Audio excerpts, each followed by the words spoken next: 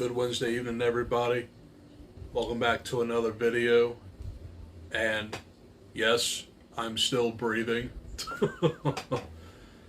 No, but this is a video that I meant to film last weekend, but I was out of town. So, this is gonna be like a retrospective video, if you will, on the Strangers. So, in this video, I'm going to talk about all three movies in lieu of the recent release of The Strangers Chapter 1. And I'll briefly talk about all three of these. And at the end of this video, I'll give you my ranking on enjoyment. So, let's kick this thing off. Starting with 2008's The Strangers. So, this is a home invasion horror that features a couple that just recently came home from like a wedding, and they're trying to figure out their relationship, and it gets interrupted by three masked strangers. So, there is text at the beginning of all three of these that pretty much says the same thing, where it's all about like a violent crime happens every 26 minutes or something, and there's like 1.4 million that happens throughout the year. And this is the most brutal. It's literally in all three of these movies. But this gets an idea from like the Manson family, which definitely makes sense. But the couple in the original is played by Liv Tyler and Scott Speedman. And they are the epitome of dumb. So, there's a lot of stupid decisions that they make throughout this movie that ultimately gets them both killed.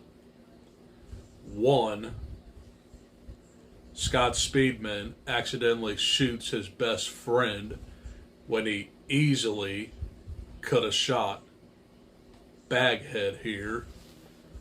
That's one of the biggest ones.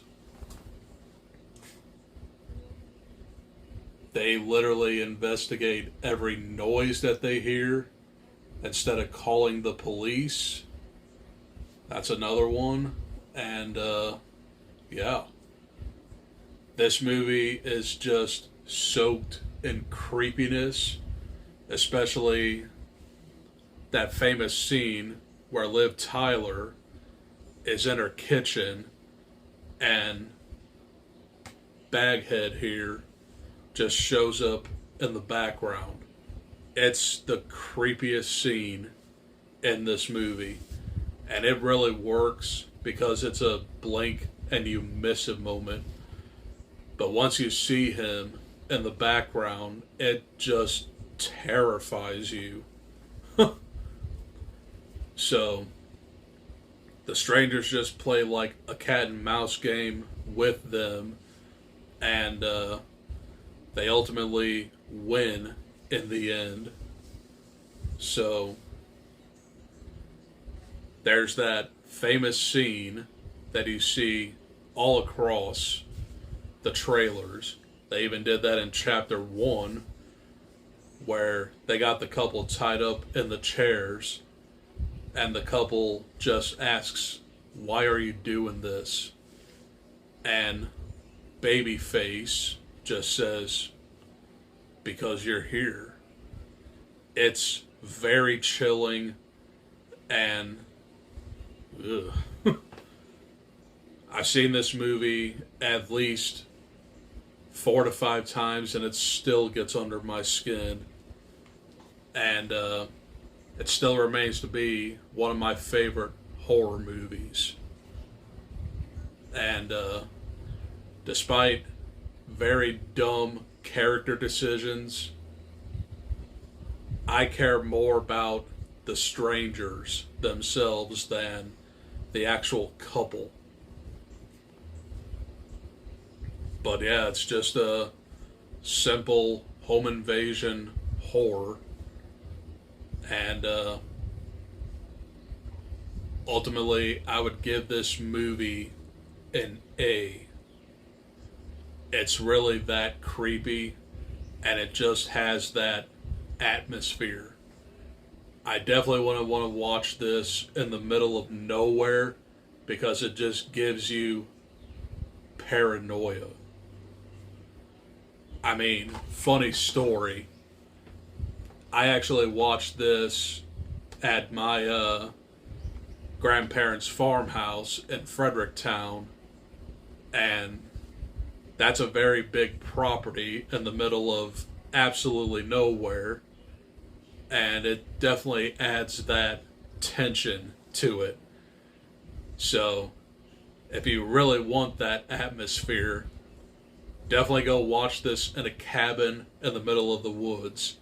You will definitely get that paranoia. But those are my thoughts on the original Strangers. Moving on to Strangers Pray at Night. This was released in 2018, and this follows the same premise, but you have like a family of 4 this time, and the family of 4 is visiting their aunt and uncle in like a trailer park. So, pretty much the same setup. The strangers mess with this family. Ultimately, there's pretty dumb decisions made. But I gotta tell you, this soundtrack, albeit very cheesy 80s songs, really works for this movie. And I'll get into that in a minute. But this movie feels like it was made in the 80s. It just has that vintage feel to it. And I also really like the Strangers masks in here as well. They are pretty much the same characters, so nothing else much to say here. But you do get a little bit more dialogue from Pinup Girl, which I guess is like the mom. But Baghead really doesn't say anything. So, you do get the deaths of the parents of these teenage siblings. And they pretty much die in very dumb ways. For one, you have that strange knock at the door in the middle of the night, and this turns out to be like Baby Doll asking if Tamara is here. That's also in the original, and they ultimately like let her in, or she lets herself in, of course. Well, the mom and daughter try to escape through a very small window that is not conveniently placed in the bathroom. The mother sacrifices herself and she gets stabbed brutally. I mean, this series is very brutal, but it just went into like slasher territory. That's why I like it so much. So, there is also the death of the father, which, fun fact, the father in this one was the ex-husband of Naomi Watts' character in The Ring.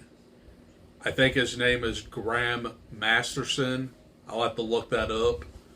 But he's the one that like gets Samara coming at him throughout the TV. That's at the end of the movie. But anyway, I thought that was a cool tidbit.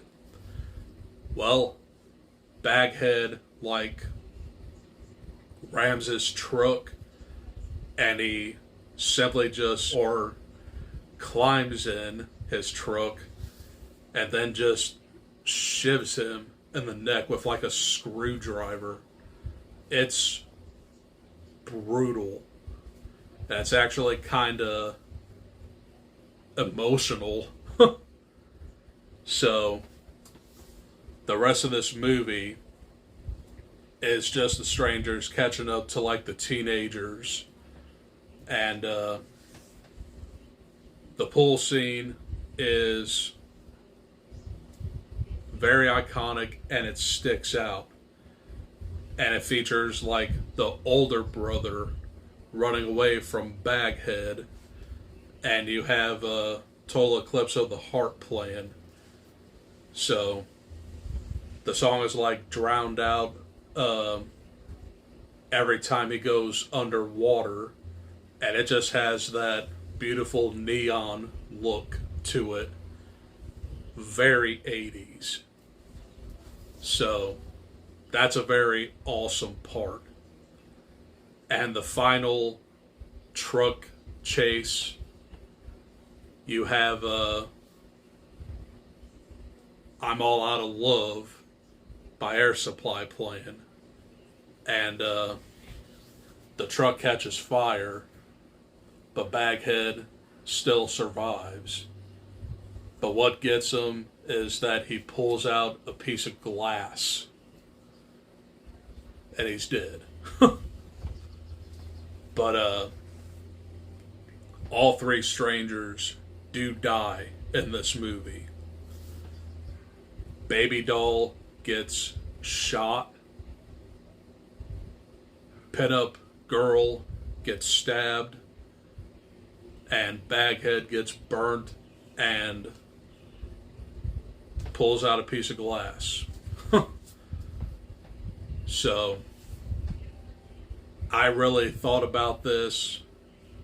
This might be slightly better than the original, but the original is still more terrifying.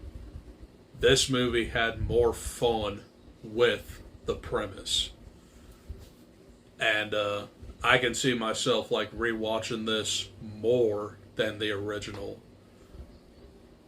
This movie was awesome. So I would also give The Strangers Pray at Night an A. Okay, so those are my thoughts on The Strangers Pray at Night.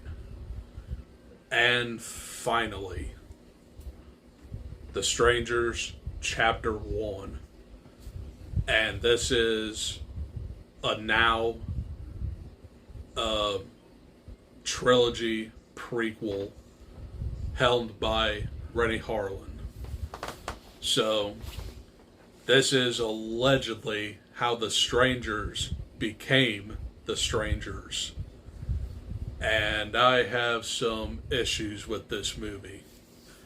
For one, it doesn't really feel like a prequel at all, because there are definitely some technological advances that you definitely wouldn't have like seen in like, I guess, the 90s or 80s.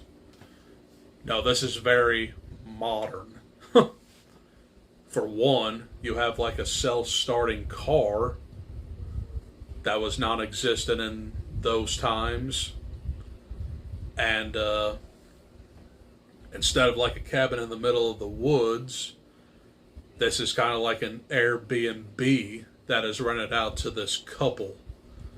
And the couple in this film are played by Madeline Page, I believe I'm saying her name right, and Froy Gutierrez. These guys were even dumber than Liv Tyler and Scott Speedman. And I'm going to get into that in a sec. But anyway, these guys are dating for 5 years, and they're trying to figure out their relationship, if they want to get married or not. So they're on their way to, I want to say, a party or something, and they end up in the middle of Venus, Oregon, which is kind of like a small character in this film. It's very podunk and in the middle of nowhere. So this couple just decides to like pull into a diner to get something to eat, and then their car suddenly breaks down, and their first suspicion is that the mechanic did it. Well, why would they do that? Horror movie. So, the mechanic just tells them that they need a part and it'll like come in the morning, so they have to stay at the Airbnb for the night, and then the strangers are let loose. What does this dude do to leave his girlfriend in the middle of nowhere? Well, he decides to go back into town on a motorcycle to get his inhaler from his car because he has asthma. And you're gonna like leave your poor girlfriend in the middle of nowhere for God knows how long while being tormented by 3 strangers. Very smart dude. Very smart. But it seems that the dining folk want to get to know this dude as well, but he just wants to get back to his girlfriend, and he ultimately does make it back to the cabin. But you also have the start of the invasion of the strangers. Babyface shows up. She cuts the power. And I do gotta say, the power outage scene is probably the best in this movie. It's very creepy, and you don't know where the strangers are gonna be. So that one works. But the rest of this movie is basically a retread of the original. And that was kind of disappointing. So really, there's a lot of similar dialogue in this film, especially near the end. Why are you doing this? Because you're here. Beat for beat, the original. And, yeah. I also do like the forest chase. That was pretty awesome. But the boyfriend had a shotgun, didn't even pull the trigger. So what happens? They both get stabbed. And what's really going to frustrate people is that this is the start of a new trilogy. To be continued.